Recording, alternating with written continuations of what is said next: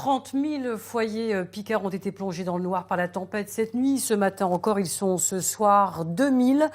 Poteaux cassés, lignes coupées par des branches. Les techniciens inédits se sont activés depuis ce matin pour rétablir le courant. Une grosse logistique qui doit être organisée en amont. Le reportage de Marie-Charlotte Troupy avec Thomas Porlon. Regardez.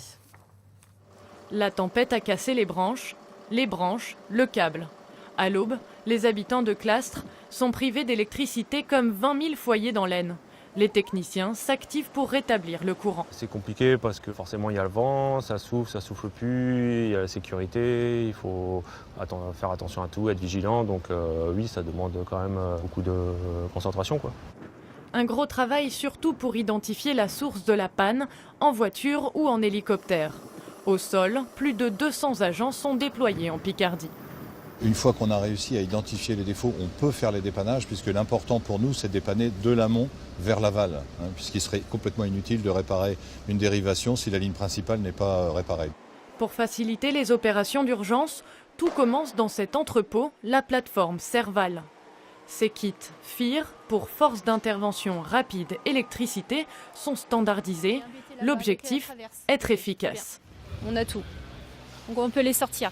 Notre rôle, nous, une fois qu'on a été sollicité donc par le cadre d'astreinte de permanence, c'est de mettre à disposition le plus rapidement possible le matériel qui nous a été demandé. En l'occurrence, les kits FIR en premier lieu.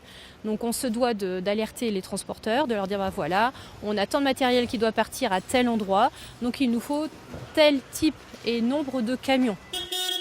Les chariots de manutention s'activent toute la journée. 25 tonnes de matériel seront transportées dans toute la région. Sur les 30 000 foyers plongés dans le noir au matin, 7 500 le sont toujours en fin de journée. Tous les chantiers ne sont pas accessibles. Là, récemment, on pouvait intervenir sur un chantier. Malheureusement, le vent soufflait encore beaucoup trop fort. Et ce qui est quand même très important aussi pour nous, c'est la sécurité de nos agents. Et dans certaines conditions, on ne peut pas toujours intervenir. Cela pourra prendre encore un jour pour que la lumière se rallume dans toute la Picardie. Et notez que la situation évolue, bien sûr. À cette heure-ci, en Picardie, 2000 foyers sont toujours privés d'électricité. Dans l'Aisne, 1000 foyers. Dans l'Oise, 950. Dans l'Oise, 50 foyers toujours sans électricité.